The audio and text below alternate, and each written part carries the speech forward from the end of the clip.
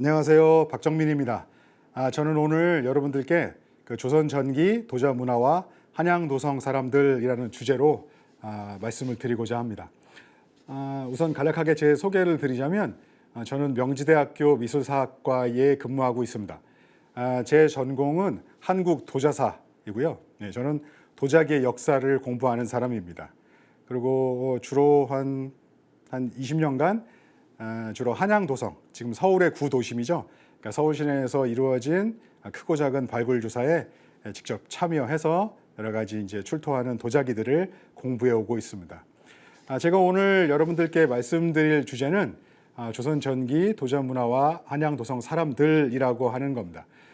이게 이제 지금 국립중앙박물관이 개최하고 있는 특별전 새나라 새미술 조선 전기 미술 대전과 이제 연계된 강의인데요.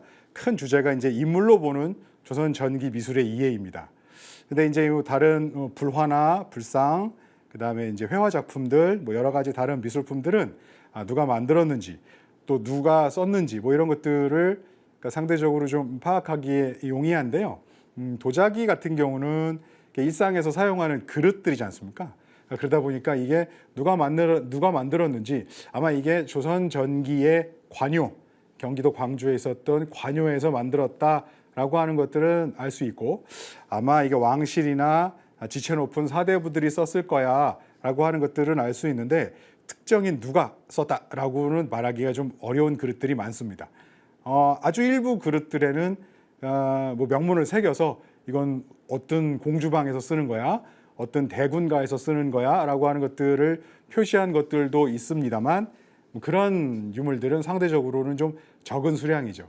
그래서 이제 오늘 인물로 보는 조선 전기 미술의 이해라고 해서 그 인물을 좀 강조하자니까 이 한양 도성에 살았던 사람들을 좀 포괄적으로 소비 대상으로 삼고 조선 전기의 도자 문화에 대해서 말씀드리고자 합니다. 제가 오늘 이야기 드릴 내용들은 주로 조선이 개국되는 1392년부터 임진왜란이 일어나는 1592년 사이에 있어서의 약 한 200여 년간에 있어서의 도자기의 특징, 그다음에 그 변화상을 주로 살펴보고, 또 그러한 실예로서 한양 도성, 그러니까 이제 지금의 서울의 구도심에 해당합니다.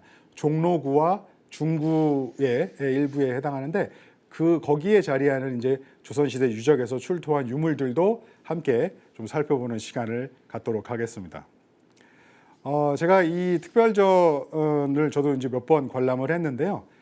그렇게 이제 이 특별전시에 싹 들어갔더니 새나라에는 새미술이 있다라고 이제 그 설명이 되어 있더라고요. 저도 동의하는 바입니다. 대체로 우리가 고려 시대의 도자 문화라고 한다면 고려 청자, 그다음에 조선 시대 하면 조선 백자. 그래서 고려 청자, 조선 백자 우리가 이렇게 크게 구분해서 이해하고 있습니다. 맞죠? 큰 흐름에서는 그렇게 이해하는 게 적절합니다. 다만 1392년이라고 하는 조선의 건국이라고 하는 그 역사적 정치적 사건이 앞서도 제가 말씀드린 것처럼 이런 도자기는 주로 그릇인데 일상에서 먹고 마시는 데 사용하는 이러한 발, 잔, 접시 같은 식기의 형태나 문양이나 재질을 1392년이라고 하는 그 역사적인 시점이 싹 바꿔놨다라고는 좀 이해하기 어렵고요. 실제로 조선의 도자 문화에서 백자가 핵심 주류로 차지하는 건 어떤 한 순간에 일어나는 일이 아니라 요 15세기를 거치면서 이루어지는 하나의 이제 과정이다. 그 과정의 결과다라고 이해하는 게 적절할 것 같습니다. 지금 여러분들이 보시는 요 백자, 요 네 점은 각각의 굽 안쪽에 천, 지, 현, 황이라고 하는 천자문의 첫 번째 네 개의 그 자호들이 각각 하나씩 쓰여 있습니다. 아마 어떤 편의에 의해서 이런 그릇들을 만들고 또 이런 그릇들을 관리하는 사람들이 이런 것들을 좀 더 효과적으로 관리하기 위해서 그릇에 표시를 해둔 게 아닌가 생각을 합니다.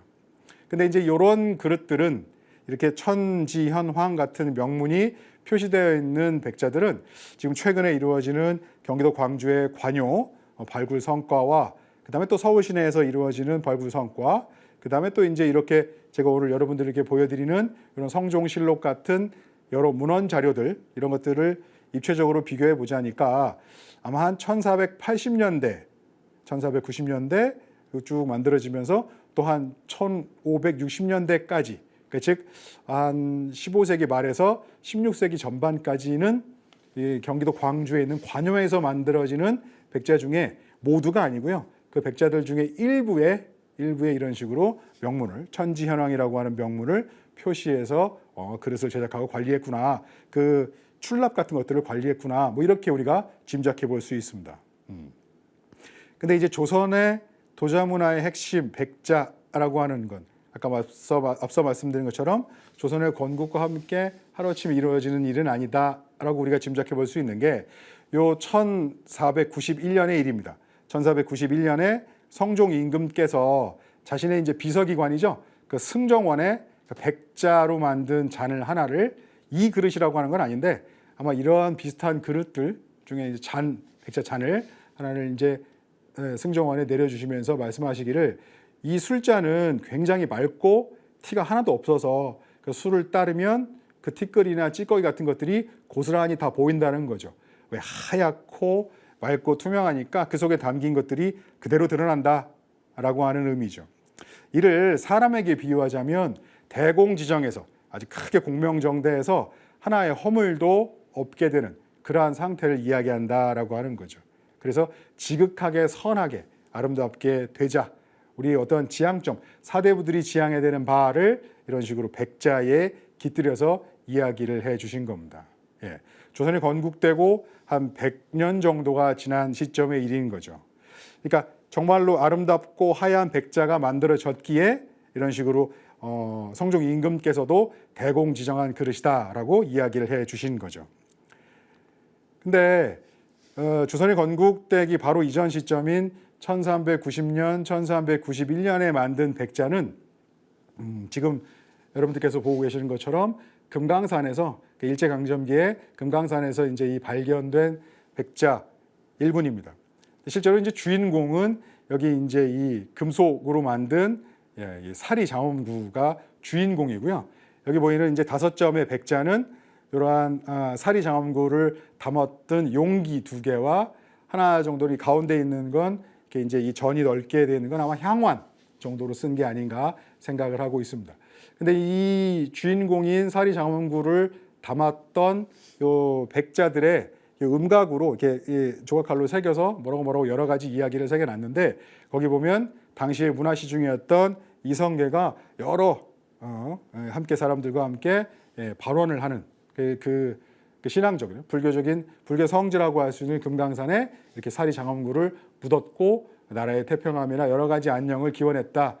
그 다음에 이제 이게 1390년, 1391년 이제 그 홍무 24년 경에 만들었다라고 하는 표시가 음각으로 된 내용이 있어서요. 아, 이게 바로 조선이 건국되기 바로 전 시점에 만든 백자임을 알 수 있다. 그렇게 된 거죠. 그래서 실제로 또 이번 전시에서도 보면 이 전시의 문을 여는 가장 중요한 유물로 특히 이제 이 조선을 개창한 이성계의 염원이 담긴 유물이니까 아마 첫 페이지에 딱 등장했던 것 같습니다. 굉장히 중요한 유물이고, 그러다 보니까 또 제작 시점이 1390년, 1391년이다 보니까 조선 백자의 시작을 알리는 유물로 잘 알려진 사례입니다. 근데 이제 자세히 보시면 이 백자 같은 경우는 유약이 발려진 것도 살짝 이렇게 뭐 뭉친 것도 있고요, 잘 발린 것도 있고요. 어떤 곳은 유약이 좀 덜 묻은 것도 있고, 그 다음에 이제 까맣까맣하거나 아니면 흰색 입자도 좀 눈으로 볼 수 있을 정도의 상황입니다. 그 다음에 요 그릇만, 여기 이제 요 용기와 향환만 따로 모아서 사진 찍은 것들을 보면 또 이 백자들의 굽을 보면 유약이 좀 뭉쳐 있는 곳, 잘 녹지 않은 곳들도 있습니다. 그리고 이제 물론 명문이 있어서 제작 시점을 알 수 있는 굉장히 중요한 유물이면은 분명합니다. 그래서 이제 현재 국가지정문화재로 보물의 반열에 올라 있는 것도 사실이고요. 매우 중요한 유물이지만 적어도 이제 이 백자라고 하는 측면에서만 보자면 그 완성도는 최고의 수준이다라고 말하기는 조금 어렵습니다.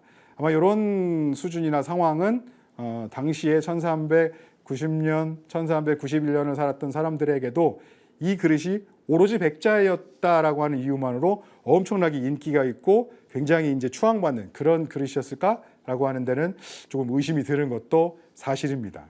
아마 요 그릇이 묻힌 금강산이라고 하는 곳과 굉장히 남쪽으로 좀 가까운 곳에 지금 강원도 양구군 방산면이라고 하는 곳이 있는데요. 거기서는 이제 이 고려말 조선 초에 이런 식으로 이제 백자를 제작했던 가마가 몇 군데 알려져 있습니다. 그래 이제 이 이성계 발원 사리 장엄구 일괄품 중에 백자도 아마 양구의 방산 쪽에서 제작한 게 아닌가 그렇게 생각을 하고, 또 실제로 요 그릇에 하나의 이제 표시되어 있는 명문을 보면 방산 사기장 심용, 그래서 이제 방산에 있는 사기장이 만들었다라고 하는 명문도 분명하게 존재합니다.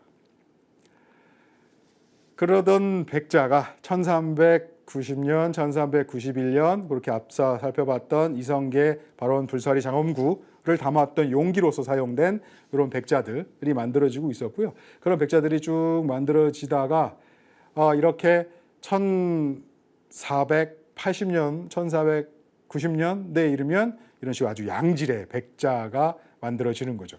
그러니까 이제 이렇게 고려 말부터 조선 초까지 만들어졌던 백자들이 차츰차츰 그 품질이 향상되고 정선되는 그 과정, 그리고 그 결과 이렇게 하얗고 투명한 백자가 만들어졌기에 앞서 우리가 살펴본 것처럼 성종 임금께서는 이런 백자는 정말로 공명정대한 사대부들의 꿈을 담을 만한 그릇이다라고 이해를 하신 거죠. 두 개를 좀 비교해 보자 보면 이렇게 이 금강산에서 발견된 1390년, 1391년의 백자와 한 15세기 말경에 제작된 백자를 좀 비교해 보시면 100년의 세월 동안 요 백자가 점점 백자를 제작하는 기술, 그다음에 원료를 가공하는 기술 이런 것들이 발전을 했고, 중단에는 이제 왕실에서 주로 사용하는 그릇으로서 자리를 잡게 되었구나. 그리고 또 이제 이 15세기 말 이후 16세기를 지나면서 조선 사회에서 백자가 차지하는 비중이 점점 확대를 하고 그다음에 조선의 도자 문화를 대표하는 그릇으로 자리 잡게 되었구나라고 인식할 수 있을 것입니다. 이렇게 백자가 차츰 발전하는 동안에 백자만 있었느냐? 그렇지는 않죠. 고려 말부터 이어져 왔던 상감청자들은 지속적으로 계속 제작이 됩니다.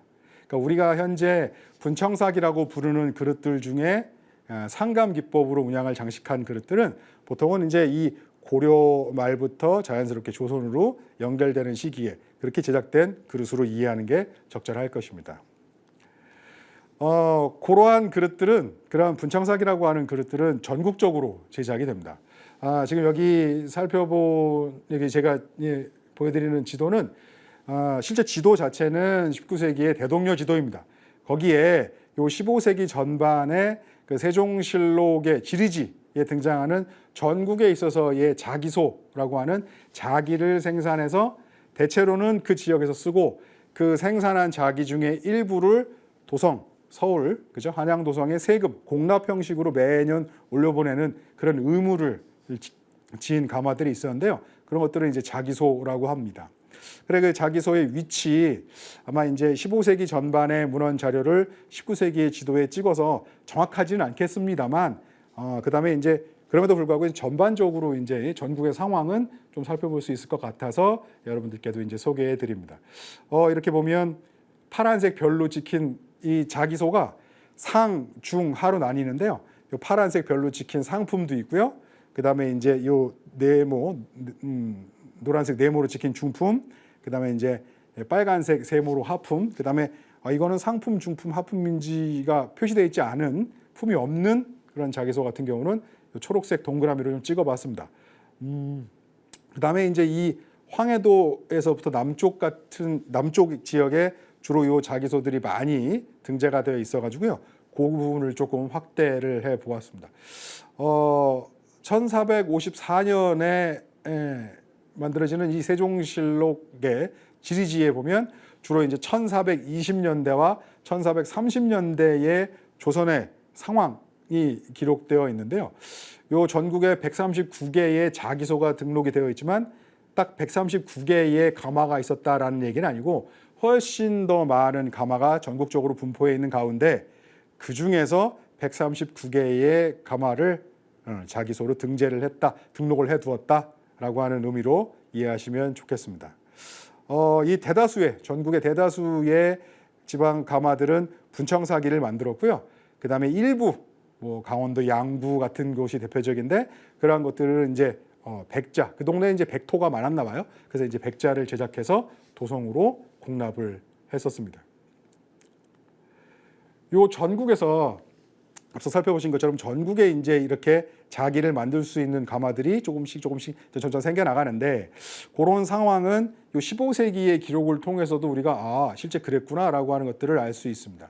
1407년에 태종께서 금이나 은으로 만든 그릇은 궁궐 안에서 쓰는 거나 아니면 국가에서 쓰는 것을 제외하고는 그 밖에서 쓰는 것들은 다 명을 내려서 이제 금은기는 못 쓰게 하고 나라 안에서 보통 요 사기, 이런 자기나 아니면 칠기, 나무 그릇에 오칠을 한 이런 것들을 좀 쓰게 하라고 하니까 그러자라고 말씀하십니다.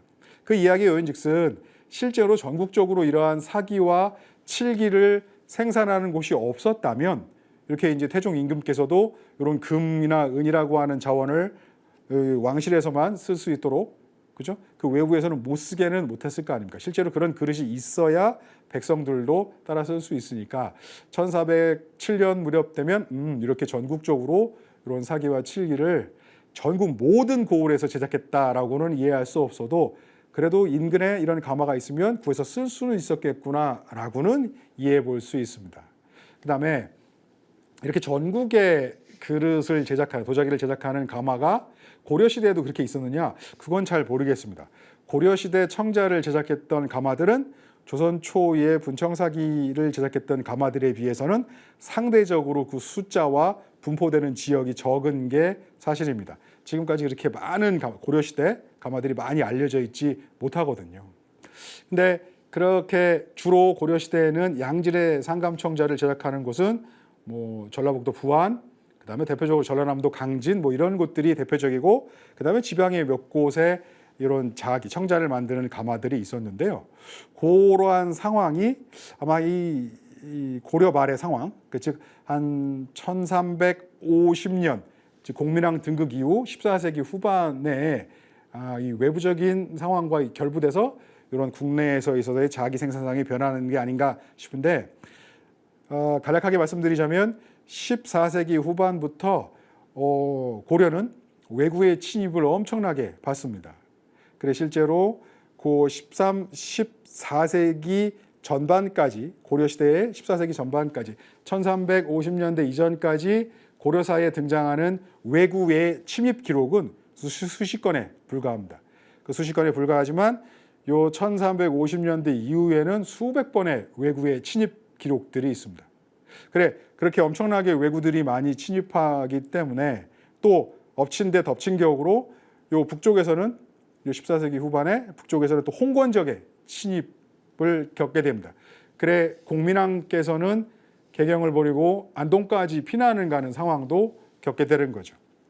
그러다 보니까 요 주로 해안가로 침입하는 외구들을 효과적으로 방어하고 또 북쪽의 전선에도 대항하기 위해서 고려 정부에서는 이 해안가에 있는 모든 백성들을 내륙으로 좀 철수하도록 합니다. 그러면서 이제 이 바닷가를 비우는 거죠. 외구들이 침입에 대항하기 위해서. 그런 과정에 바로 바닷가에 자리를 잡고 있었던 양질의 청자 제작하는 가마들도 더 이상은 유지할 수가 없게 되고 그런 가마들이 다 해체되고 내륙으로 이동하게 되면서 전국에 걸쳐 많은 곳에 이런 자기 가마가 특히 상감청자를 제작하는 가마들이 포진하게 된다. 이렇게 보통은 이해할 수가 있겠습니다. 이런 상황과 관련돼서 좀 흥미로운 기록이 요 1472년의 기록인데요. 황해도의 삼성당이라고 그 단군과 환웅과 환인 이 세 명의 성인을 초항하는 이제 요 제사를 지내는 곳이 있었나 봐요. 근데 그 삼성당의 제기가 옛날에는 금이나 은으로 이렇게 만들어 썼는데 외란 이후에는 주로 사기를 썼다가 그 매좌라고 하는 성이 매시고 이름이 좌입니다. 매저라고 하는 혈령이 그 황해도에 가서는 비로소 이제 금속기인 유기 녹그릇으로 제기를 바꿨다. 뭐 이런 기록이 있습니다.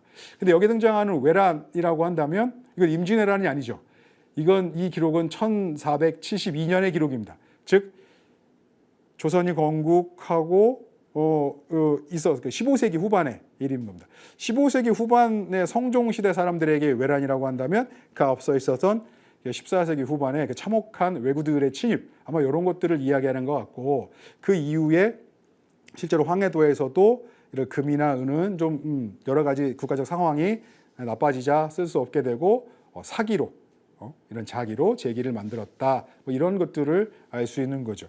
아마 요 14세기 후반에 요 강진이나 부안 같은 대규모의 상감청자 가마들이 해체되고 전국적으로 차츰차츰 이런 이 가마들이 전국에 이제 분포되면서 그래서 이제 이런 사기나 그죠?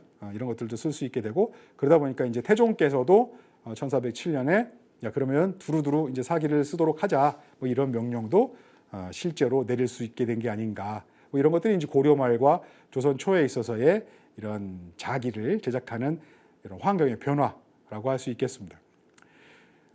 그런 것들을 실제로 유물로서 좀 살펴보자면 요 14세기 후반에 해당하는 유물입니다. 청자 상감 정릉명 연화당초문 발이라고 하는 유물인데, 실제 이것도 지금 특별전에 전시가 되어 있는 유물로 알고 있습니다. 여기 가운데 정릉이라고 하는 명문을 찍었어요. 근데 잘 찍히지가 않아서 하얀색 글씨가 잘 안 보이는 것 같아서 제가 옆에다가 또 하나 이제 썼습니다.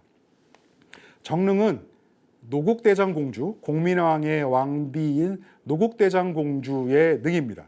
그래 노국대장공주가 돌아가시는 1365년에서 공민왕께서 돌아가시는 1374년 사이에 좀 만들어진 그릇이 아닌가. 정릉 혹은 그 정릉 주변에서 필요한 이런 그릇들을 위해 이렇게 따로 별도로 이렇게 딱 명문을 표시해서 만든 그릇이 아닌가 싶습니다. 근데 이제 이 가운데 있는 명문 테두리에 있는 요 꽃과 당초문들을 보자면요, 당초라고 하는 건 넝쿨입니다. 그래서 계속해서 연결되는 넝쿨인데, 꽃과 넝쿨을 이은 요 모습을 보면 넝쿨이 어디서부터 시작돼서 어디서 끝나는지를 정확하게 파악하기는 좀 어렵습니다. 이게 만약에 한 13세기 때 고려 상감청자에 주로 이제 개경에 있는 귀족들이 썼던 그런 준수한 상감청자의 당초문이었다면 꽃도 아주 유려하게 묘사를 하고 그 꽃과 꽃을 연결하는 당초문들도 아주 선명하게 표시를 해두었을 텐데요. 14세기 후반 어지럽고 쇠락해가는 고려의 상황을 나타내듯 요 꽃도 또 당초문도 다소 이제 성글게 어수선하게 표현되어 있습니다. 근데 이러한 특징은, 고려 말의 특징은 조선 초로도 그대로 이어집니다. 조선 초에 만들어진 요 공안명 연화당초문 발 같은 경우는 요 그릇 안쪽에 정릉 대신에 공안이라는 하얀색 글자가 찍혀 있는데요. 요 공안은 공안부, 즉 조선의 2대 임금이셨던 정종이 상왕으로 물러나서 돌아가시길 때까지 그 상왕에 이 필요한 여러 가지 이제 뭐 물자나 아니면 의전을 담당했던 관청이 공안부인데요. 그 공안부에서 사용하는 그릇임을 표시하기 위해서 공안이라고 이제 찍어 두었습니다. 아마 이게 정종 임금님께서 직접 사용했다라기보다는 정종을 위해 존재하는 공안부라고 하는 관청에서 사용하는, 관청에 소속되어 있는 사람들이 사용하는 그릇이 아니었을까라고 이제 추정해 봅니다. 근데 이제 이 공안부는 관청의 존속 시기, 언제 만들어지고 언제 없어지는지가 조선왕조실록에 선명하게 나와 있습니다. 그래서 아마 1400년에 만들어져서 정종이 상왕이 되시는, 그 다음에 1420년까지 존속한다, 운영된다라고 해서 이건 15세기 1사분기에 이런 왕실부에서 사용하는 그릇, 뭐 그런 것들의 사례로 이해해 볼 수가 있겠습니다. 근데 이제 여기도 보시면 앞서 살펴봤던 정릉명 청자에 나오는 이 연꽃, 연화당초가 그대로 이제 꽃이 표현되어 있는데, 이 워낙 해체가 심해가지고 이게 아래쪽에 비교해드리는 이 연화당초문과 딱 해서 비교해 보시지 않으면 이게 무슨 바위 덩어리인가? 라고 생각할 정도로 만약에 그 문양의 주제가 많이 해체되어 있습니다. 해체는 되어 있지만 실제로 고려 말의 상감청자, 조선 초의 상감청자 연속에서 문양의 배치나 뭐 이런 것들은 그 연속선상에 있음을 알 수 있는 거죠. 이러한 그릇들이 조선 초에도 계속 전국적으로 만들어졌고 그 중에 일부는 도성으로 이제 세금으로 들어오는 겁니다. 근데 이제 그러한 상황이 계속 유지가 돼서 전국적으로 이제 세금을 걷는데 이런 그릇들이 자꾸 이제 사용을 하는 과정에 뭐 깨져서 없어지거나 아니면 누가 가져가는 경우들도 있었나 봐요. 그래서 1417년에 태종 임금께서는 야 이제 앞으로는 이렇게 그릇이 지방에서 이제 들어올 때 아예 그릇에다가 뭐 장흥고 아니면 뭐 공안부라고 해서 각각의 관청 어디 소용이다 소속되어 있다라고 그걸 아예 생산 단계에서 표시를 해서 올려보내라. 그 다음에 이렇게 표시를 해서 올려보내는 그 국가의 물건 관물을 이렇게 잘 관리할 수 있도록 하고 그런 것들이 없어진다면 관물을 훔친 죄로 다스리자라고 이야기를 합니다. 1417년의 일인 거죠. 그래서 보통 그 조선 초에 제작되는 상감청자, 우리가 이제 지금 분청사기로 부르는 그런 그릇들 중에 이렇게 뭐 명문이 들어가는 것들이 있습니다. 어떤 공안부 아니면 뭐 장흥고 뭐 이런 관청명 아니면 어떤 이런 것들을 제작했던 지역 뭐 이렇게 명문이 들어가 있는 그릇들은 대체로 1417년 이후에 제작이 되는 걸로 파악을 하고 있는 거죠. 예, 이렇게 분청사기에 여러 명문들이 있는데 관사명들, 관청명, 뭐 장흥고니, 내섬시니, 인수분이 하는 그런 명문들도 있고요. 그 다음에 이 그릇을 전국에 있는 자기소 중에 어디서 만들었냐라고 하는 지명, 뭐 김해니, 뭐 하만이니, 뭐 이런 것들도 있고요. 그 다음에 여기 보면 뭐 막생이라고 이제 어떤 사람의 이름으로 간주되는 명문도 있습니다. 그래서 아마 이런 장인의 이름이 아닌가라고 우리가 추정을 해보는 거죠.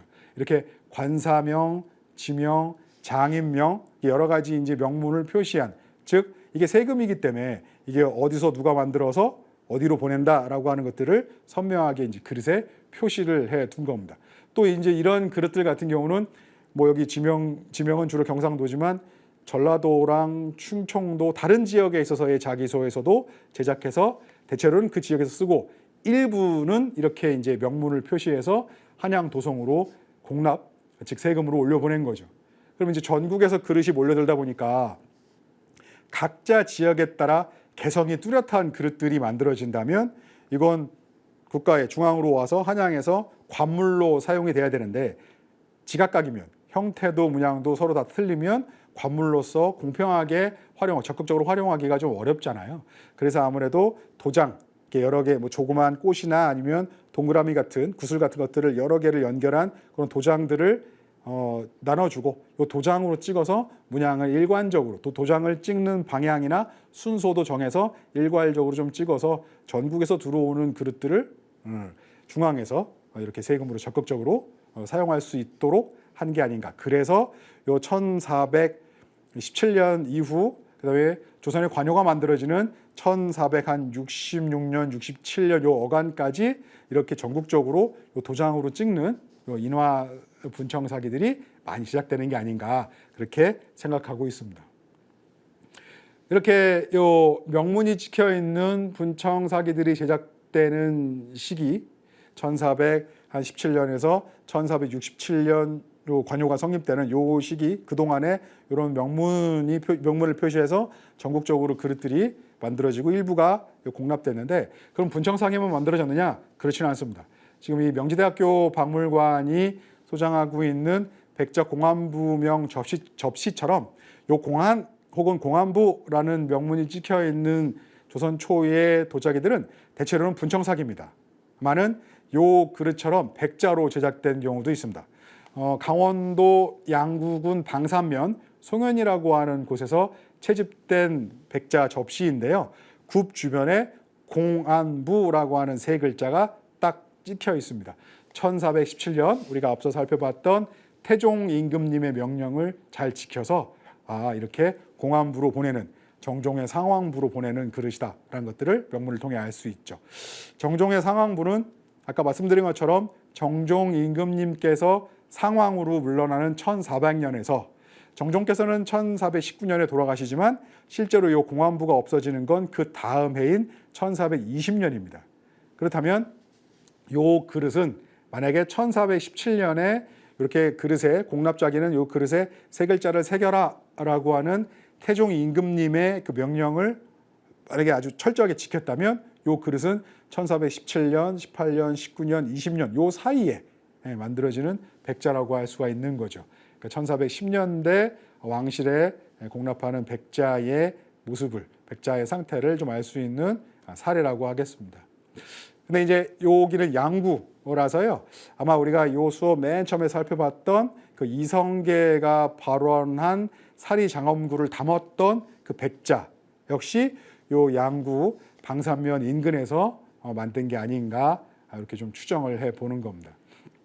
백자라고는 하지만 또 이 조선시대 도자문화의 핵심이라고는 하지만 요 유약이 뭉쳐 있는 것들이나 아니면 구분 거의 유약을 시화하지 않은 것들이나 그다음에 또 이제 이렇게 공안부명 접시와 공안부명 접시는 아닌데요. 그 옆에 있는 다른 접시들 같은 경우는 몇 개씩 이제 포개어서 굽는 그런 그릇들도 있었습니다.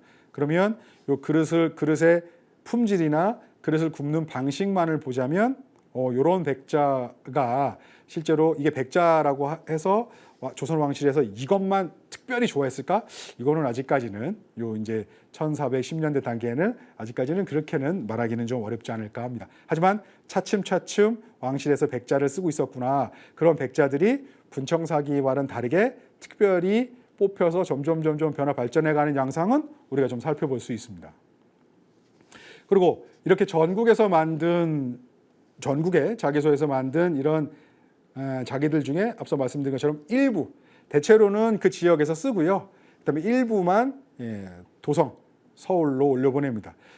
이건 충남 태안의 마도 4호라고 하는 배에서 출수된 요 분청사기들인데요. 거기 보면 이제 내섬이라고 찍혀서 여기 보면 함께 출수된 목간에는 나주, 그다음에 광흥창, 그러니까 나주에서 선적을 해서 서울에 있는 광흥창이라고 하는, 광흥창은 보통 요 한양도성에 있는 관리들의 월급을 제공해주는 창고로 알려져 있는데요. 그러니까 즉 전라도 나주에서 집산을 해가지고 서울에 있는 창고로 보낸다라고 하는 이 목간도 함께 출수가 돼가지고 이건 전라도에서 서울로 올라오다가 불의의 사고로 태안 앞바다에 빠진 배, 그래도 거기서 건져낸 출수한 유물 뭐 이런 것들을 알 수 있는 대목입니다. 비단 이러한 마도 4호 출수품뿐만 아니라 전국에서 만들어진 이런 그릇들이 다 모여드는 곳이 어디다? 한양도성이었다라고 하는 것들을 짐작해 볼 수 있는 대목이기도 하죠. 도성, 지금 보여드리는 건 그 전에 이제 이미 서울에 대한 여러 가지 뭐 수계, 물의 흐름이나 분포, 이렇게 뭐 이런 표고 뭐 이런 것들을 정리해 놓은 표인데요. 서울은 한양도성이라고 하는 요 이렇게 돌로 싼 요 성곽 그 안쪽을 이야기합니다. 우리는 대체로 이 산에 이제 성곽이 있다 보고 우리는 주로 이제 평지로 이동을 하다 보니까 요 서울 우리 구도심 요 한양도성이라고 하는 곳이 이렇게 성으로 둘러싸여 있다라고 하는 것들을 우리는 주로 이제 까먹고 사는데요. 실제로는 요 성곽 도시 한양도성, 그러니까 서울의 구도심은 성곽 도시에 해당을 합니다. 그리고 오늘 주로 이제 여러분들께 출토 사례나 이런 것들을 설명드릴 거는 요 한양도성 안에 있는 조선시대 유적에서 출토된 사례들에 해당합니다. 요 한양도성 내의 조선시대 유적을 좀 구분해 보면요. 그리고 요 한양도성 자체는 조선 초에 새롭게 만들어진 도시잖아요. 그래서 이제 보통 우리가 경주 같은 데를 가거나 부여 같은 옛날 오래된 도시를 가면 뭐 조선시대 층이 있고 그 밑에 고려시대 층이 있고 그리고 이제 삼국시대 층이 있고 이렇게 고고학적으로 이렇게 이 문화층이 나뉘는데요. 한양도성 같은 경우는 대체로 다 이 조선시대 유적들만 자리하고 있는 것들이 특징입니다. 그것들을 크게 나눠보자면 뭐 경복궁이나 창덕궁 같은 궁궐이 있고요. 그 다음에 이제 관청으로 우리가 구분할 수 있는 이게 실제로 이제 의정부나 아니면 이조나 종친부, 사복시 같은 이렇게 정확하게 그 터가 어딘지를 우리가 좀 파악해 볼 수 있는 곳들이 있습니다. 그리고 그 이외에는 민가 건물들이 상당수를 차지하고 있죠. 그리고 이제 오늘 그 출토하는 유물들 같은 경우는 뭐 일부 궁궐에서 출토한 것들도 있지만요. 뭐 관청이나 민가나 이렇게 이제 포괄적으로 출토하는 양상을 우리가 확인할 수 있습니다. 그 서울 시내 발굴 모습입니다. 지금 여러분들 보셨을 때 그 오른쪽에 있는 그 오른쪽 왼쪽 할 것 없이 다 서울 시내 요 청진동 공평동의 모습인데요. 지금 청진동을 다 발굴을 하고 도시개발을 통해서 지금은 큰 건물들이 들어서 있지만 그 전에 뭐 청진동이나 공평동 예, 개발이 돼서 이제 이 큰 건물들이 들어가기 전에 유적을 조사하는 모습이고요. 이 위에서 이렇게 보자면 그 소위 이제 입추의 여지 없다라고 하잖아요. 그러니까 어디 하나 송곳 꽂을 데 없이 건물지들이 꽉꽉 들어차 있는 모습들을 확인할 수가 있습니다. 이런 곳에서 실제로 이제 사대부들 그들 중에 일부는 관리였을 수도 있고요. 그다음에 이제 관리가 되고자 서울에 와 있는 사람들일 수도 있겠죠. 그렇게 이제 한양도성이라고 하는 그러니까 이제 조선의 수도 서울이자 또 큰 한양이라고 하는 요 큰 도시 자체를 유지해야 되는 그런 인원들, 그러니까 주로 이제 관리들, 그다음에 상인들, 그다음에 이제 여러 가지 기능인들, 그다음에 이제 도시를 방어하거나 하는 이제 군인들이 함께 어울려 살았던 어떤 이 안에서 뭐 농사를 짓거나 한다기보다는 주로 그 지방에서 생산된 것들이 도성으로 오면 그런 것들을 주로 소비하는 상층의 소비 문화를 자랑하는 도시다. 한양은 그렇게 이해할 수 있겠습니다. 그리고 저희가 이제 보통 발굴을 하면 서울 시내에서는 이게 조선 초에 한양 도성이 만들어졌을 때의 그 층위는 보통은 이제 우리가 딛고 다니는 그 해발 고도보다는 뭐 얕게는 한 2, 3m에서 깊이는 한 5, 6m 지하에 자리합니다. 계속해서 사람들이 살면서 뭐 홍수가 나기도 하고요. 뭐 여러 가지 이유 때문에 조금씩 흙이 차오르는 거죠. 우리는 지금 대체로 포장면에서 살고 있기 때문에 아스팔트나 보도블록으로 포장된 곳에 살고 있기 때문에 그런 것들을 그 흙이 오더라도 그런 것들은 쓸려 내려가고 배수 체계에서 지나가지만 과거 조선시대는 그러지 못했으니까 큰 홍수가 나면 그 흙이 쌓이게 되면 그 흙을 다 이렇게 걷어낸다기보다는 평평하게 하고 다시 집을 짓거나 또 어느 한 곳에 이제 큰 불이 나게 되면 그 불이 나고 난 다음에 화재 잔여물들을 최대한 치울 수 있는 대로 치우고는 또 그게 안 되면 살짝 흙을 덮어서 또 산다거나 하면서 차츰 이제 계속해서 그 사람들이 디디고 사는 그 지표면이 이제 상승을 하게 되는 거죠. 그건 비단 우리 한양도성만의 문제는 아니고요. 다른 중국의 오래된 도시나 일본, 그다음에 뭐 로마 같은 그런 도시들도 다 이런 식으로 시기가 지나면서 점차 퇴적물이 쌓이고 오래된 도시일수록 이렇게 이제 지표가 상승하는 것들을 볼 수 있습니다. 근데 저희는 또 이제 역으로 발굴을 하면서 이렇게 일제강점기, 19세기, 조선 후기, 조선 전기 하면서 이렇게 계속해서 발굴을 하는 과정에 각각 그 시기에 형성되어 있는 요 문화층 속에 들어가 있는 유물들을 가지고 이건 언제쯤 형성된 문화층이구나 이런 그 토층의 선후 관계들을 좀 살펴봅니다. 그런 과정에 뭐 조선 초기의 분청사기도 발견되고요. 그다음에 뭐 임진왜란 이후에 주로 유행을 하는 철화 백자도 나오고요. 뭐 그런 식으로 해서 그 도자기의 흐름들을 조금 더 우리가 선명하게 파악해 볼 수가 있는 거죠. 그런 과정에 앞서 살펴봤던 전국에서 제작된 이러한 명문 분청 사기들도 다량이 출토합니다. 뭐 경상도, 전라도, 충청도 할 것 없이 각 지에서 각 지방에서 생산된 그릇들이 우리는 그 그릇의 생산지를 명문을 통해서도 알 수 있고요. 아니면 뭐 여러 가지 이제 이런 문양 패턴을 통해서도 미루어 짐작해 볼 수가 있습니다. 그리고 그러한 분청사기들과 함께 또 우리가 확인할 수 있는 게 백장입니다. 관요가 성립하는 그러니까 보통 관요 경기도 광주에 관요가 마련되는 건 1466년, 1467년의 일인데요. 그 이전에도 이미 지방에서 이렇게 뭐 강원이라고 쓴다거나 아니면 예빈시에 예만 들어가 있다거나 아니면 영평으로 우리가 추정을 하는데 아마 경기도 포천 지역이 아닐까 생각을 해봅니다. 뭐 그렇게 어떤 지방에서 그 생산지와 그다음에 이제 공납처를 표시한 이런 백자들도 생산이 돼서 도성에서는 사용을 하고 있었습니다. 근데 이런 백자들 중에 그다음에 그래도 왕실에서 좀 사용하는 것들은 좀 질이 좋았던 것 같은데 그런 백자를 생산했던 지역 중에 경기도 광주가 있습니다.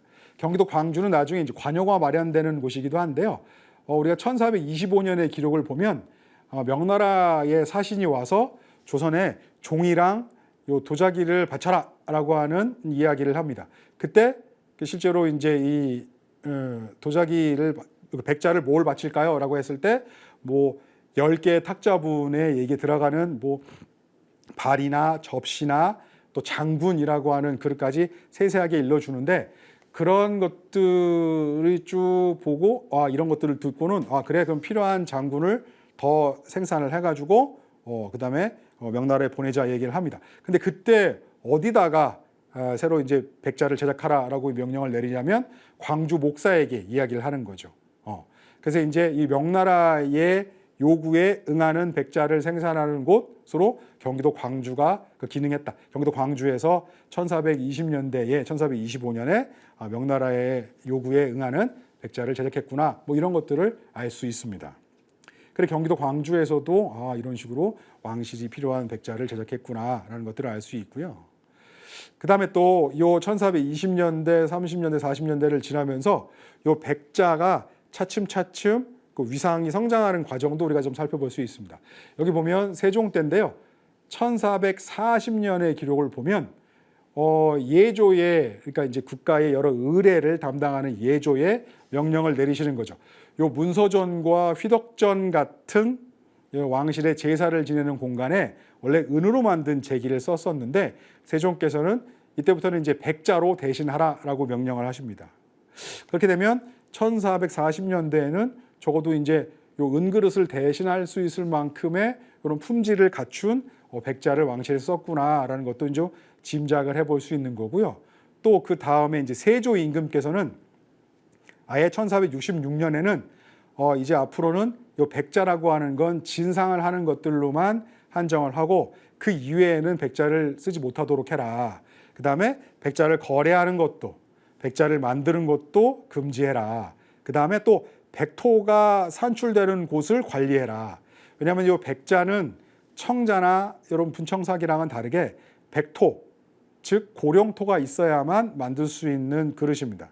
그러니까 그 백토 광산을 통제를 딱 해서 왕실 이외에 다른 사람들은 백자를 못 쓰도록 조치를 한 거죠. 그게 1466년 세조 12년의 일입니다. 그리고 요 1467년에는 사옹원이라고 하는 관청을 좀 확대 개편하는데요. 사옹방이라고 하는 죄송합니다. 사옹방이라고 하는 관청을 확대해서 사옹원으로 만드는 게 1467년의 일인데요. 그래서 이제 이 관요의 성립을 보통 1466년, 67년으로 저희는 이제 파악을 하고 있습니다. 그 이야기인즉슨 점차 15세기를 지나면서 요 백자의 품질이 개선되고 있어서 왕실이 제기로도 대신 은그릇 대신에 제기로도 사용을 하고 또 완전히 진상용으로만 국한할 수 있게 되는구나. 그런 일련의 과정이 있었구나라는 것들을 짐작해 볼 수가 있는 거죠. 요 1440년대 세종께서 왕실 제사에 쓰는 은그릇을 백자로 바꿔라라고 이제 말씀하시는 그 요 시점인데요. 요 김종직이라고 하는 조선 전기 유학자, 사림의 거두죠. 김종직이 자신의 아버지의 행적을 기록해 놓은 글이 있습니다. 그 김종직의 아버지였던 김숙자 공께서는 1440년대에 경상도 고령 현감을 지내시는데요. 그때 고령 현감을 지내실 때 요 백자를 제작하는 방식을 당시 사기장들에게 좀 알려주셨나 봐요. 그래서 원래는 이 고령, 그다음에 기록에 보이는 것처럼 경기도 광주, 전라도 남원 요 세 군데에서 백자를 제작해서 왕실에 진상을 하고 있었는데 잘 만들면 칭찬을 듣고 잘못 만들면 혼이 났었나 봐요. 근데 원래 고령은 계속해서 혼이 나는 좋은 백자를 못 만들어서 혼이 나는 곳이었는데 그 고령에 그 김숙자가 부임을 해서 9번 체질하는 법, 아마 이렇게 원료를 정제하는 방법이겠죠. 구사지법이라고 하는 것들을 가르쳐 준 결과 요 경기도 광주나 전라도 남원보다 훨씬 좋은 백자를 만들어낼 수 있었다라고 하는 것들을 기록을 해 두었습니다.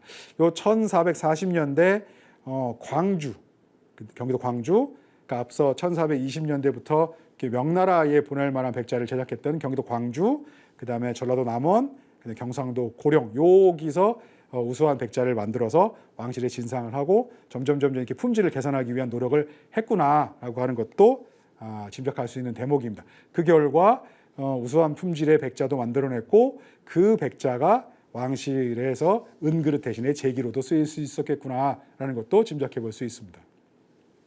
그러다 보니까 그렇게 어느 정도 품질을 갖춘 백자, 그 다음에 요 백토 광산만 딱 통제를 하면 함부로 아무 다른 사람들은 이제 만들기가 좀 어려운 그릇이 백자라고 하는 거죠.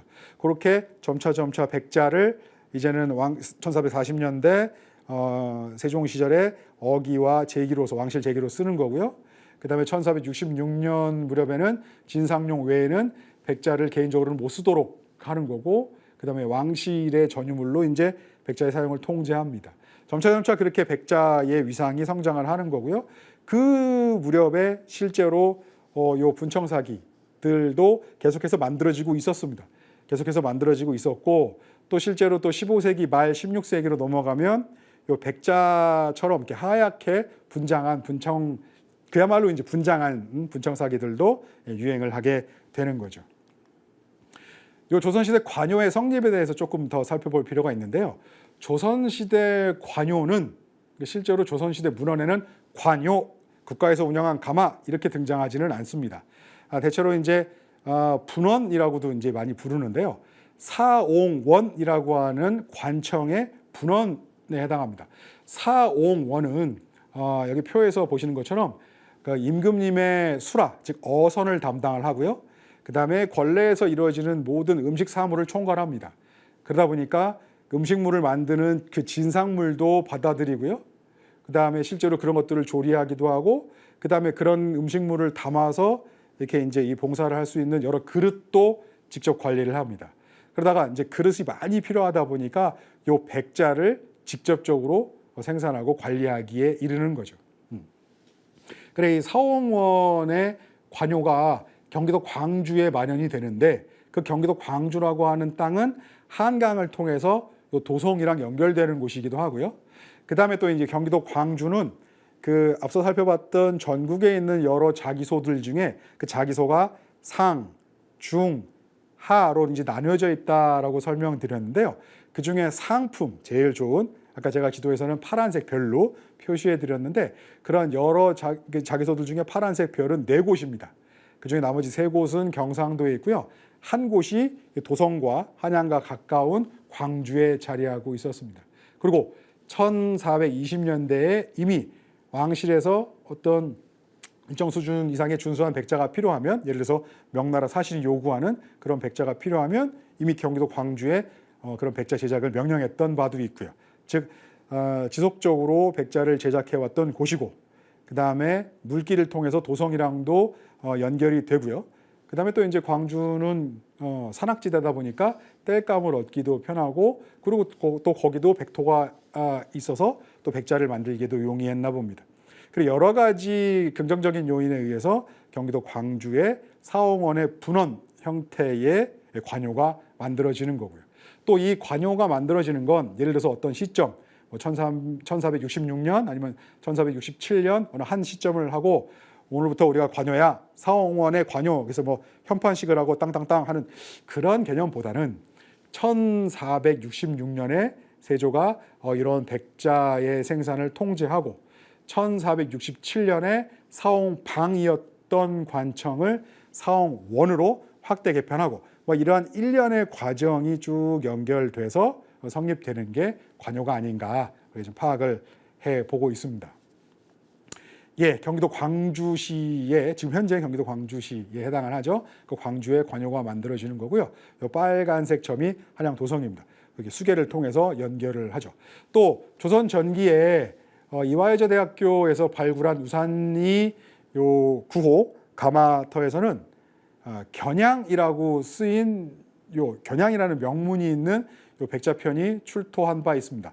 견양, 즉 어떤 모본이 되는 거죠. 샘플이라는 거죠. 그래서 어떠한 형태, 크기가 정해져 있는 그릇을 모본으로 삼아서 그걸 똑같은 그릇을 계속해서 관여해서 만들어서 도성으로 보냈다라고 하는 것들을 알 수 있는 대목입니다.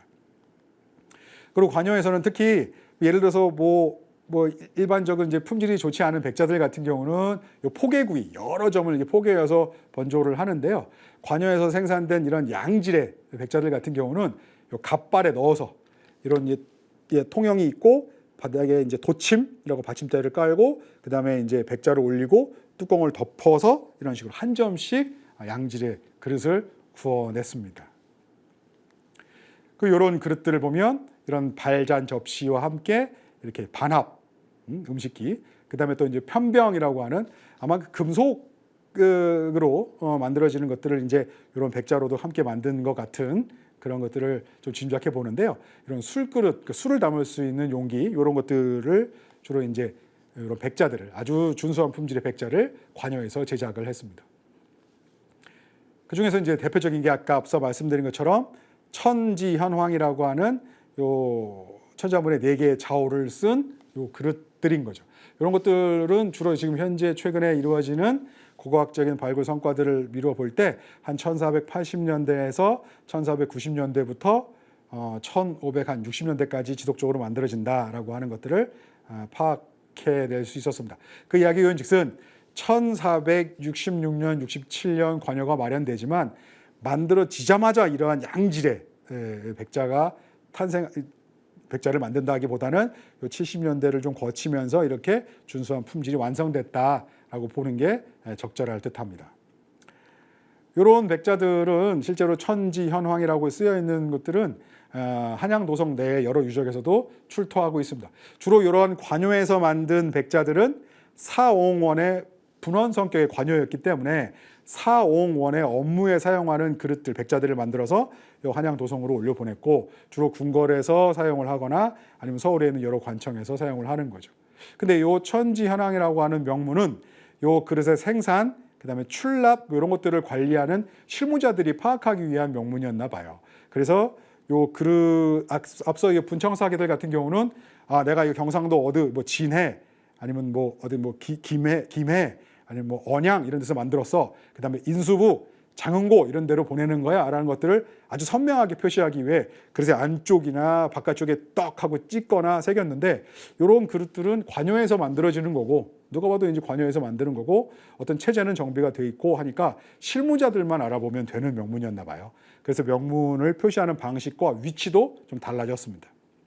그리고 이런 명문들은 가끔 가다가 이렇게 보면 여러분들이 전시장에서 보는 것들 중에 명문이 잘 안 보여. 왜 이렇게 안 보이게 했지? 라고 말씀들도 많이 하시는데 이런 것들은 우리가 감상하라고 하는 명문이 아니고 그냥 당시의 실무자들이 활용하는 명문입니다. 그렇기 때문에 유면음각이라고 해서 그릇 자체를 파는 게 아니라 그릇에 시유되어 있는 백자에 시유되어 있는 그 유양면을 살짝 긁어서 표시를 하는 게 특징이라고 할 수 있겠습니다. 이거는 주로 조선시대 관요에서 명문을 표시하는 중요한 방법입니다.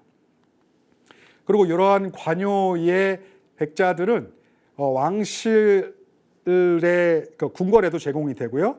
서울에 있는 여러 사대부들, 그다음에 외척들, 왕족들에게도 제공이 되었습니다. 그래서 도성에서 출토하는 이런 백자들을 보면 이렇게 뭐 천지현황이라고 하는 명문이 있기도 하고 또 이 천지현황이라고 하는 명문은 모든 관요 백자에 다 새겨지는 것은 아니라서요.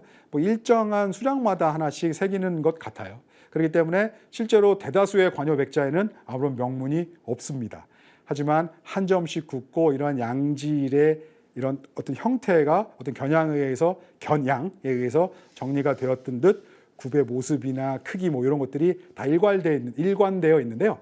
그런 것들에 이거는 우리 대군방 거야, 우리 공주방 거야라는 것들을 표시하기 위해서 뭐 효순 아니면 뭐 해순 아니면 뭐 덕흥, 영양 뭐 이런 식으로 각각의 대군방 어떤 저택 그다음에 공주방에 속하는 물건임을 표시해 놓은 것들 이런 유물들도 확인할 수가 있습니다. 그리고 이러한 관요 백자는 왕실의 종친이나 외척 그다음에 이런 고관대작들에게만 국한된 게 아니고 점차 왜냐하면 경기도 광주에 있어서의 관요는 한 해, 두 해만 운영되다가 사라진 게 아니고요. 1460년대 후반부터 지속해서 장기적으로 매년 일정한 수량의 아주 품질 좋은 백자를 제작해서 도성으로 올려보냈습니다. 올해 특정한 일정 양을 만들어서 올려보내고 내년에 또 보내고 그 다음에 또 보낸다는 거죠. 그러면 그렇게 해서 계속 이어지다 보면 처음에는 뭐 한 1460년대, 70년대 뭐 이럴 때는 여전히 이제 백자는 이런 귀한 백자는 정말 귀하고 한정된 사람들만 쓸 수 있었겠죠. 그러다가 매년 백자가 올라오다 보니까 요 백자들은 1년만 쓰고 다 버리는 건 아니고 쓰다 보면 남는 것들도 있을 거 하니까 그 다음에 백자가 또 올라오면 올해 사용할 수 있는 백자 양은 좀 늘어나고 그 다음엔 좀 더 늘어나고 뭐 이런 식으로 백자 보유량이 조금씩 늘어났을 겁니다. 그러면서 실제로 백자를 사용할 수 있는 계층도 점차 확대하는 바람에 앞서 이렇게 왕족들만 쓰는 게 아니라 여기 보면 김사복댁, 지금 여기 장충로 그 동국대학교 건너편 쪽에서 발굴해서 이제 출토한 유물인데요. 여기 보면 한쪽에는 같은 병입니다. 같은 병에 굽의 한쪽에는 김사복댁이라고 한자로 쓰고 반대편에는 한글로 김사복댁이라고 써 두었습니다. 이렇게 아마 그러니까 사복벼슬을 했던 김씨 사대부가의 요 백자인데요. 양질의 백자인데 이런 것들이 아마 주변에 누군가 빌려줬다가 또 받기도 하고 우리 물건이야라는 것들을 표시하기 위해 이렇게 하나하나 이제 이게 완전히 유약이 다 그릇 전체에 시유된 거기 때문에 표시를 하려면 이렇게 조금씩 이렇게 점으로 이렇게 새겨가지고 점을 연결해서 점각으로 이제 명문을 표시해야 되는데요. 그런 상황도 좀 알 수 있습니다. 이렇게 출토하는 유물들을 통해서 15세기 후반, 16세기를 지나면서 점차 요 백자 문화가 성장을 하고 도성에서 주류를 이루는 도자기들이 백자 위주로 요 분청자들은 차츰 줄어들고 백자 위주로 성장했구나라고 하는 것들을 짐작해 볼 수 있습니다. 그 다음에 중요한 게 청화백자인데요. 관요에서는 이러한 양질의 아무런 문양이 없는 백자들을 생산함과 동시에 소량이지만 청화백자도 제작을 했습니다. 이 청화백자라고 하는 건 요 청화안료는 전량, 조선시대는 전량 외국에서 특히 중국에서 수입을 해서 쓰는 귀한 안료였습니다. 보통 이런 것들은 중국에서도 아마 저 아라비아에서 왔는지 앞에 회자가 붙습니다. 그래서 우리가 왜 중국에서 온 것들은 호자를 붙이고 일본에서 온 것들은 외자를 붙여서 얘기하듯이 요 회회청이라고 얘기하는데 요 산화 코발트 안료를 중국 혹은 중국에서도 이제 아라비아에서 이제 수입한 중국도 15세기 말 16세기가 되면 요 중국 자체 내에서 요 산화 코발트 안료를 채굴해 가지고 사용을 합니다만 조선은 그렇지 못했습니다. 그래서 조선 시대에는 청화백자를 제작할 수는 있었지만 청화백자 제작에 필요한 안료는 대체로 중국에서 수입을 해서 사용을 한 거죠. 네. 요 조선시대 문헌에는 뭐 화기 아니면 채기 뭐 이렇게 등장을 하고요. 뭐 화사기 뭐 이렇게도 등장을 합니다. 대체로 조선 초의 왕실에서는 중국에서 선물한 청화백자들을 좀 사용을 했고요. 지금 현재 남아있는 문헌 기록과 실제 출토하는 유물들을 보자면 1450년대에는 적어도 1450년대에는 조선도 스스로 이런 청화백자를 제작했다라는 것들을 알 수 있고요. 또 1460년대 이후에 관요가 성립되고 나서 관요에서 생산하는 요 백자들 중에 굉장히 중요한 품목 중에 하나가 바로 이 청화백자입니다. 요 청화백자는 대부분 다 관요에서만 생산했다라고 해도 과언은 아닌 거죠.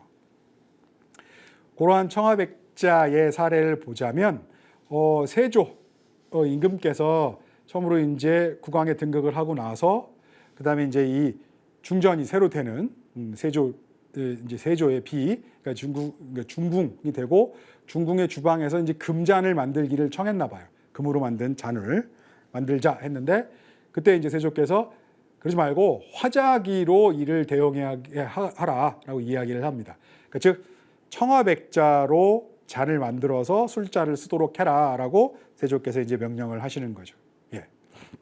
그러다 보니까 적어도 1455년이라고 하는 시점에는 조선에서도 청화백자를 만들었구나라는 것들을 문헌적으로 알 수 있고요.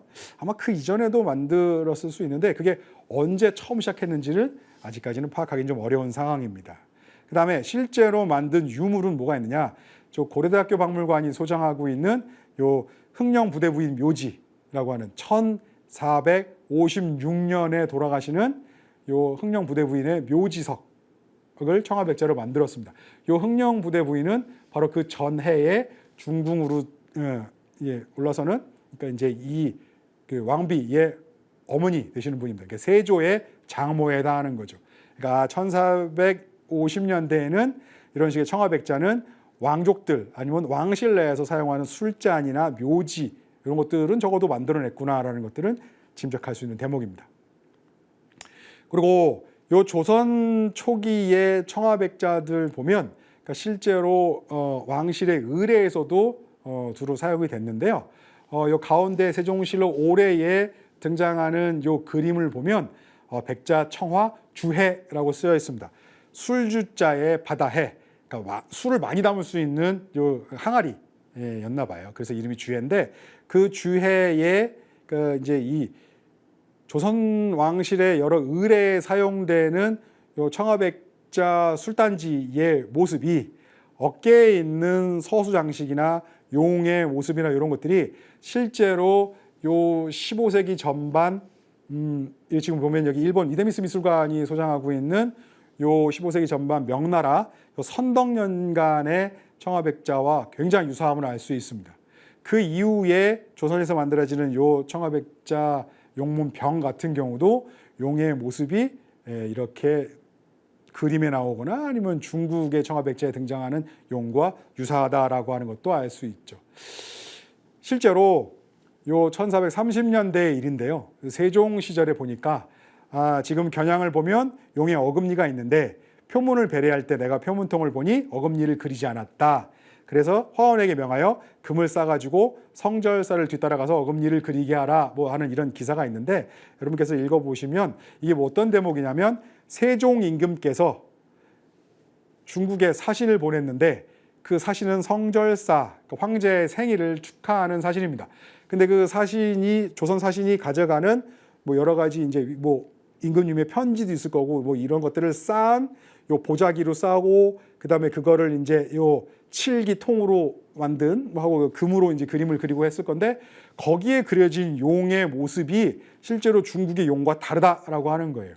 그 어금니가 좀 달라 나와요. 그래서 빨리 쫓아가서 그것들을 똑같이 그리게 하라. 그리고 이런 소홀한 이렇게 중요한 행사에 사용하는 물건을 소홀하게 만든 사람들은 벌하자 뭐 이런 내용이 있습니다. 그러니까 굉장히 중국에 있어서의 용의 문양과 조선에 있어서의 용의 문양을 연결을 하고자 해서 그래서 이제 이 조선은 나름대로 이러한 조선전기 중화질서에서 자신의 입지를 차지하려고 했던 것들을 좀 볼 수 있습니다.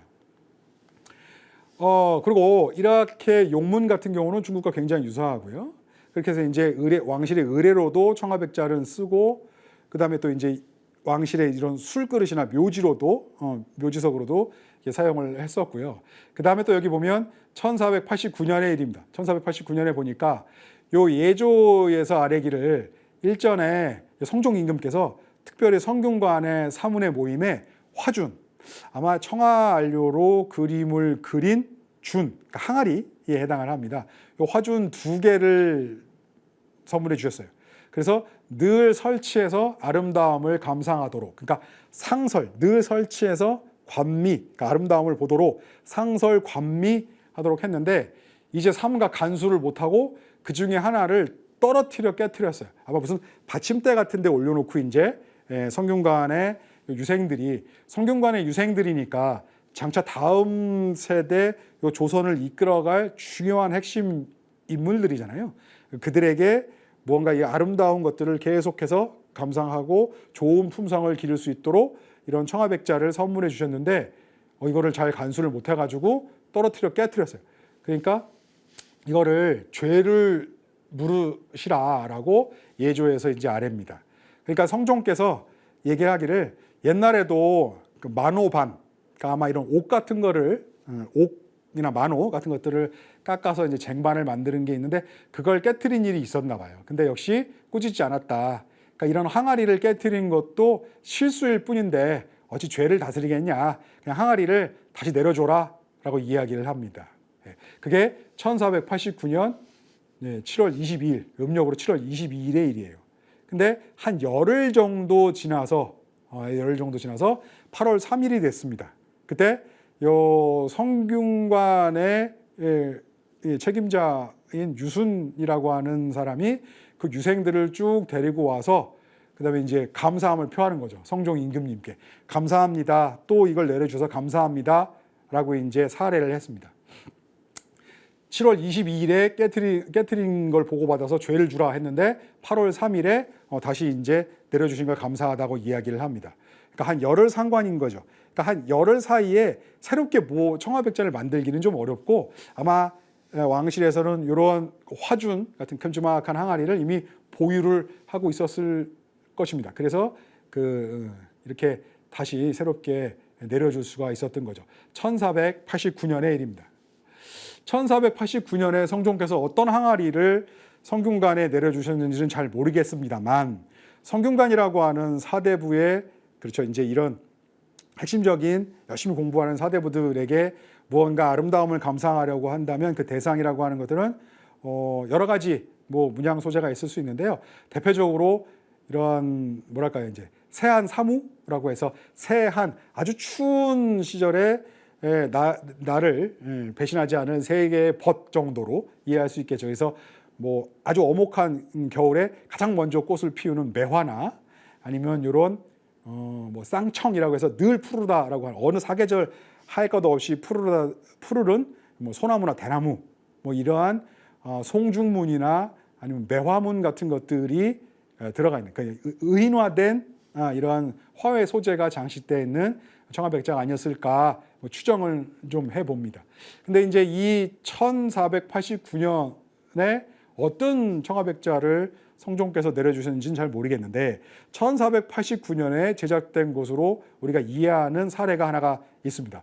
요 백자청화 홍치명 송중문 항아리는 원래 이제 이 지리산 화엄사에 오랫동안 이제 보관되어 있다가 이게 이제 알려져서 이렇게 지금 국가지정문화재가 됐는데 요 구연부가 도난 사건에 의해서 좀 깨져버렸대요. 그래서 원래는 홍치 뭐 2년 하는 그 홍치라고 하는 명나라 홍치 황제의 연호 이 뒤에 2년이라고 하는 홍치 2년, 홍치 원년, 홍치 2년 하는 그래서 그걸 환산해 보자면 1489년 정도 될 건데 그런 명문이 있었지만 그 부분은 깨지고 아주 다행스럽게 홍자와 치자 일부가 좀 남아 있습니다. 그래서 이제 지금은 복원을 해놓은 건데 그래서 이제 이 1489년에 이런 식으로 이제 소나무와 대나무가 그릇 전체에 장식되어 있는 거의 한 50cm 육박하는 큰 항아리 이런 것들을 조선에서 만들어서 뭐 일부는 이런 사찰까지 도달했고 또 일부는 실제 당대의 성균관에도 제공됐고 했던 것들을 이제 알 수 있는 대목입니다. 그래 이제 요 15세기 후반이 되면 이러한 순백자들을 만드는 가운데 일부 청화백자도 만들고요. 그다음에 또 그러한 시점에 실제로 또 이제 1466년, 67년 이후에는 이제는 조선 왕실과 서울에 있는 관청에서는 자신들이 필요한 그릇들은 경기도 광주의 관요에서 백자 위주로 생산을 해서 사용을 합니다. 그러다 보니까 이제 지방에 있어서의 여러 이 가마터들에서는 그들이 필요하는 그 지역에서 필요하는 그릇이나 또 일부는 여전히 서울로 보내야 되는 뭐 이 항아리 같은 거는 이 안에다 무언가를 담아서 보낼 수도 있고요. 뭐 여러 가지 필요에 의해서 이제 그릇들을 만드는데 그 시기 이게 15세기 그러니까 1480년대 90년대 이렇게 넘어가면 백자의 품질도 굉장히 우수해지고요. 그다음에 청화백자들도 일부지만 아주 소량이긴 하지만 제작을 합니다. 그런 가운데 지방에서 만들어지는 이런 분청사기들은 전체를 그릇으로 백토로 분장을 하고 그 일부를 이렇게 긁어내서 뭐 이러한 선각이나 박지 아니면 그 위에 또 산화철 안료로 그림을 그리는 데서 이런 여러 가지 이제 다양한 문양이 있는 그릇들도 함께 만들어내서 쓰는 거죠. 그래서 이제 서울 한양도성을 발굴하다 보면 한양도성 내에 조선시대 유적을 발굴하다 보면 요 15세기, 16세기에 형성된 층위에서는 이렇게 아주 소량의 조선 청화백자와 조선의 백자들과 함께 이렇게 지방에서 제작된 여러 가지 종류의 이런 문양이 있는 분청사기들도 접할 수가 있습니다. 대표적인 사례로 호림박물관이 소장하고 있는 요 태극문 편병과 굉장히 유사한 요 분청사기도 서울 시내에서 출토한 바 있습니다. 종로대로 인근이었는데요. 여기서도 이제 이런 편병 같은 경우가 저 지방에서 제작돼서 서울로 제공돼서 서울에서 사용이 된 거죠. 그다음에 이제 현재 전시에도 지금 나와 있는 유물인데요. 요 백자청화 매중문 항아리입니다. 그러니까 매화와 대나무가 주인공이 돼서 아마 조선 전기 후기 할 것 없이 사대부들이 굉장히 좀 조화라 했던 문양 소재일 건데요. 이렇게 큰 40cm가 넘는 큰 항아리가 제작이 돼서 이런 것들이 아마 실제로 뭐 감상용으로 쓰였을 수도 있고요. 그런 사례에 해당을 하는데 이러한 그릇들도 실제로 요 파편, 지금 국립중앙박물관이 소장하고 있는 요 윗부분만 남아있는 관철동에서 발견된 문화재들도 있고요. 그 다음에 실제로 청진동에서 출토한 조각들도 있습니다. 지금 보면 경복궁과 종묘가 있고 그 가운데 그러니까 경복궁과 종묘나 창덕궁 사이에 이 조선 시대의 많은 이제 사대부들, 그 다음에 이제 왕족, 외척들, 그 다음에 여러 이제 고관 대작들도 살고 그 남쪽으로 내려오면 종로대로가 쭉 동서로 연결됩니다. 그 종로대로로 연결되는 그 지역은 그 시전 행랑, 그러니까 서울에서 굉장히 중요한 그 경제적인 유통처, 그러니까 시전이라고 해서 그냥 조그만 점포라기보다는 서울에 있는 상설시장, 굉장히 큰 그 부상, 그 돈 많은 상인들이 운영하는 그런 점포들이 쭉 즐비했던 곳입니다. 그런 데를 중심으로 이러한 그 매중문 항아리들 파편들도 출토하고 있어서 지금 여러분들께서 전시에서 보시는 이런 조선 전기 청화백자들이나 아니면 이런 여러 가지 다양한 그런 준수한 문양들이 장식되어 있는 요 분청사기들이 그 중에 그 일부는 어떤 면에서는 이제 여러 그 중에 해당하는 유물들 중에 여러 점은 요 도성 내에서 실제로 소비됐고 어떤 것들은 이제 무덤에 부장되기도 하고 뭐 그런 흐름을 우리가 좀 유추해 볼 수 있겠습니다. 그래서 이 서울 시내에서 청진동이나 공평동 같은 그 다음에 그 반대편으로 건너와서 세종로 지구 같은 그런 지역을 발굴하다 보면 조선 전기 많이는 아닙니다. 굉장히 많은 다른 일반적인 백자와 분청사기들 가운데 아주 소량이긴 하지만 이렇게 매화와 대나무와 소나무 같은 요 세한 사무 계통의 화훼문을 장식한 백자 조선 전기 조선 관여에서 만든 청화백자 조각들을 실제로 확인해 볼 수가 있습니다. 국립중앙박물관에 소장되어 있는 요 외조문 항아리 같은 경우와 굉장히 유사한 문양의 패턴이나 문양 이제 이 장식 기법, 그다음에 이제 항아리 형태 이런 것들이 굉장히 유사한 것들도 서울 종로에서 출토한 사례들이 있고요. 그다음에 이제 요 호림박물관에 소장되어 있는 매화문 항아리와 요 매화의 표현이나 아니면 매화 가지의 묘사 이런 것들이 굉장히 유사한 파편들도 실제로 서울 시내에서 출토한 바 있습니다. 이러한 매화문 아니면 이러한 뭐 세한사무문의 항아리 조각들, 이 출토한 조각들의 주인이 누군지를 개인적으로 밝힐 수는 없겠습니다만 한양 도성에 살고 있었던 왕족이나 이런 사대부들이 이런 식의 청화백자들을 좀 사용하고 있었구나라고 하는 대목은 충분히 짐작해 볼 수 있습니다. 실제로 조선 시대, 조선 전기 관여에서 제작한 청화백자들이 출토하는 것들 전국의 지금 전국의 유적들을 살펴보면 조선 전기, 조선 관여에서 만든 청화백자들은 주로 한양 도성 내에서 집중적으로 출토합니다. 그 이외의 지방에서 출토하는 조선 전기 청화백자들은 대체로는 이제 이 묘지석 형태로 무덤에 부장되거나 아니면 술잔 같은 경우들이 아주 소량 지방에서도 확인이 됩니다만 대체로 조선 전기, 조선에서 만든 이 청화백자들은 한양 도성을 위주로 좀 소비됐다라고 하는 것들이 고고학적으로 차츰 밝혀지고 있습니다. 그 한 예로 지금은 이제 복원이 끝났는데요. 발굴도 끝나고 그 위에 이제 그 유적을 복원하기 위해 흙을 덮어놨더라고요. 경복궁의 앞쪽에 의정부지 발굴할 때의 모습입니다. 의정부라고 한다면 영의정, 좌의정, 우의정 하는 삼정승. 요 조선의 관료들 중에 제일 우두머리에 해당하는 요 삼정승이 모여서 왕을 도와서 그러니까 국사를 관장하는 곳인데요. 거기 발굴할 때 한 2cm 조금 넘는 아주 자그마한 청화백자 파편이 출토한 바 있습니다. 요 청화백자 파편을 보자마자 제가 딱 떠올랐던 유물이 요 개인 소장의 요 어문 항아리입니다.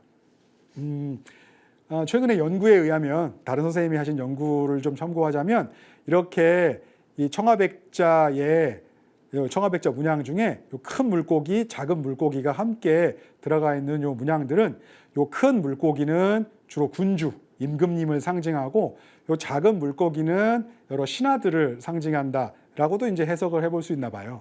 그렇다면 실제로 이제 이 군주와 함께 요 작은 물고기가 요 큰 물고기가 작은 물고기를 뭐 핍박하거나 잡아먹는 게 아니라 이 연못에서 함께 어우러져서 행복하게 사는 모습을 이런 식으로 이제 묘사를 해놨는데요. 그러한 만약에 실제로 이렇게 큰 물고기, 작은 물고기가 이렇게 임금과 신하 간에 같이 어떤 행복함 뭐 이런 것들을 즐길 수 있는 문양 소재라면 바로 의정부가 딱 그러한 실제로 이런 문양이 그냥 문양 속의 바람으로 끝나지 않고 실현되었으면 하는 딱 그러한 환경이 아니었을까 생각을 해봅니다. 실제 최근에 출토 사례들을 좀 더 살펴보면서 조선 전기 백자나 청아백자의 실제 소비 상황들이 어땠을까를 조금 살펴보도록 하겠습니다.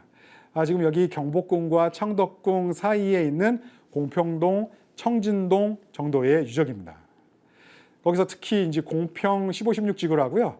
지금 이제 재작년에 발굴이 이루어진 그래서 뭐 금속 활자나 조선 전기 여러 이제 과학 유물들, 뭐 별자리를 관찰하고 시간을 잴 수 있는 그런 유물과 관련된 그런 여러 이제 파편들이 금속 유물이 출토한 곳인데요. 거기서는 이렇게 조선 전기 청아백자들도 여러 점 출토했습니다. 주로 이제 이렇게 널찍한 접시, 주로 전접시라고 하는데 이 테두리가 있어서 전이 있는 접시라고 하는데 아마 술잔 받침으로 사용되지 않았을까라고 하는데 그 안에 이런 포도문도 있고요. 그다음에 어떠한 인물문이나 이런 화당초문들도 들어가 있습니다.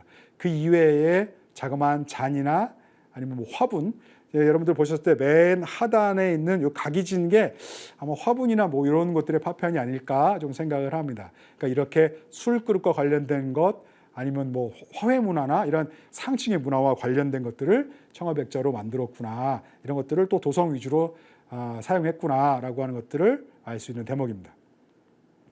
근데 실제로 또 저희가 서울 시내에서 발굴을 하다 보면 실제로 출토하는 조선 전기 유적에서 출토하는 청아백자들 중에 조선에서 만든 청아백자들은 소량이고요. 조선에서 만든 청아백자들보다 몇 배 많은 수량의 중국 명나라에서 만든 청아백자들을 확인할 수 있습니다. 실제로 조선에서 만들 수 있는 청아백자의 수량이 워낙 적었기 때문에 이렇게 알록달록, 그러니까 아름다운 문양이 있는 이런 청아백자들은 실제로 조선 내에서는 구하기가 좀 어려웠고, 하지만 그러한 청아백자를 쓰려고 하는 사람들은 좀 많았고 하다 보니까 중국과의 외교 관계를 통해서 아니면 또 이제 서울 시내에 있는 사람들 중에 시전 상인 같이 중국 무역에 참여했던 이런 돈 많은 상인들, 그다음에 그들과 연결되어 있는 사대부들, 뭐 이런 분들은 실제로 중국에서 수입한 자기들을 좀 썼나 보던데, 그 자기들 중에서도 뭐 이런 청자나 지금 여기 보시면 청진 일지구 유적의 아래쪽에 청자가 한 점 있는데요. 이런 중국의 용천요에서 제작한 청자는 소량입니다. 거의 없고 대체로 중국에서 수입한 그릇들을 보면 청아백자가 다수를 차지하고 있습니다. 실제로 조선 시대, 조선 전기의 사대부들이, 도성에서 사대부들이 썼던 청아백자들 중에 상당수는 중국에서 수입한 것들이고, 그 다음에 이제 실제로 조선의 관요에서 만드는 것들은 왕족이나 이런 지체 높은 사대부들이 좀 쓰고, 그러니까 도성에서 이루어졌던 조선 전기 청아백자의 소비는 관요, 즉 조선에서 만드는 것들 일부와 그다음에 이제 중국에서 수입된 것들 함께 사용했다, 이렇게 좀 이해해 주시는 게 적절하겠습니다. 그래 이제 실제 그런 상황을 좀 살필 수가 있는 게 1489년의 일입니다. 그러니까 1489년, 그러니까 그 성종 임금께서 한참 이게 관요에서 만든 청아백자를 이렇게 이제 성균관에 내려주시기도 하고요. 그 다음에 이제 지상 화엄사에 있었던 그러한 큰 화병들도 만들어지는 시대의 일인데요. 그 의정부에서 이야기를 하기를 요 근자에 들으니까 뭐 훈척이나 귀근이 먼저, 그러니까 왕실과 관련돼 있는 왕족들이나 외척들이 법을 잘 지켜야 되는데 그렇지 못하고 스스로 이제 하지 말라는 걸 많이 한다는 거죠. 그리고 또 이제 이런 저작거리에 있는 사람들까지 그러한 요 사대부들, 높은 고관대작들의 행태를 쫓아가서 사치를 많이 한다는 거예요. 그 중에서도 이제 이런 큰 상인이나 돈 많은 상인들, 이런 거상이나 부고들은 제멋대로 막 그 물건들을 쓰는데 그런 것들이 습관이 돼가지고 화자기, 청아백자 같은 것들은 당시 사람들이 생각할 때는 원래 청아백자는 조금만 권여해서 만드는 건데, 그래서 이거는 일부 사대부들만 쓰는 건데, 이러한 일반적인 양인인 이 상인까지도 이런 화자기들, 그러니까 토산이 아니고 중국에서 들어오는 건데 이런 것들을 마구잡이로 막 들여다가 엄청나게 쓰고 있다. 이런 것들이 문제가 되니까 좀 통제하자라는 이야기들을 많이 합니다. 통제하자라는 이야기를 몇 차례 하는데 그 완벽하게 통제가 잘 되지 않았나 봐요. 그러다 보니까 여러 차례 하지 말라는 이야기도 있고 실제로 또 꽤나 많은 중국산 청아백자들이 출동하는 것도 사실입니다. 왜냐하면 이제 그 경국대전에 조선 전기에 보면 1470년대 초반부터 실제로 이제 이 15세기 후반부터 조선에 있어서 굉장히 핵심적인 아주 기초적이고 아주 뚜렷한 법령 체제라고 할 수 있는 이 경국대전에도 보면 요 한자로 제시된 거를 좀 풀어서 좀 긴 이야기인데요. 이걸 풀어서 청아백자에 해당하는 얘기만 좀 하자면 요 높고 낮은 관리, 그러니까 이제 공무원이죠. 관리들에 한해서는 요 술그릇으로서 청아백자를 사용할 수 있다는 얘기입니다. 그러니까 관리로도 사대부 관리도 술그릇이 아닌 걸로, 그러니까 술을 담아 마시는 그릇을, 여기서 정확히 술그릇이 뭔지는 모르겠습니다만 술잔 받침 아니면 뭐 술항아리 뭐 요 정도가 되겠죠. 술병 뭐 요 정도가 되겠는데, 그러한 술그릇에 한해서는 금이나 은그릇이나 청아백자를 사용할 수가 있는데, 그런 술그릇이 아닌 예를 들어서 무슨 화분이나 이렇게 뭐 그런 공예품들 같은 경우는 사대부 관리라고 할지라도 청아백자를 못 쓰는 거죠. 그리고 그렇게 되면은 장파시대에 처한다라고 법률로서는 규제하고 있습니다. 그 다음에 또 일반 백성 같은 경우는 아예 청아백자를 못 쓴다, 술그릇을 못 쓴다라고 이제 이야기를 하는 거죠. 그럼에도 불구하고 실제로 이게 얼마만큼이나 아주 철저하게 지켜졌는지는 모르겠습니다만, 이러한 큰 틀에서 술그릇으로서 주로 청아백자를 그러니까 관리들에게는 허용하고 했기 때문에 실제로 또 남아있는 청아백자들을 보면, 그러니까 앞서 살펴봤던 이런 큼지막한 뭐 일부는 감상용일 수 있는 그런 청아백자 항아리를 제외하자면 뭐 화분이나 뭐 이렇게 만들어지는 공예품은 청아백자로도 굉장히 적고요. 대체로 지금 조선 전기에 만들어진 청아백자들은 뭐 술잔 받침 아니면 술병 뭐 이런 정도로 우리가 이해해 볼 수가 있습니다. 그래 실제로도 지금 전시에도 소개되어, 지금 특별전에도 전시에도 소개되어 있는데요.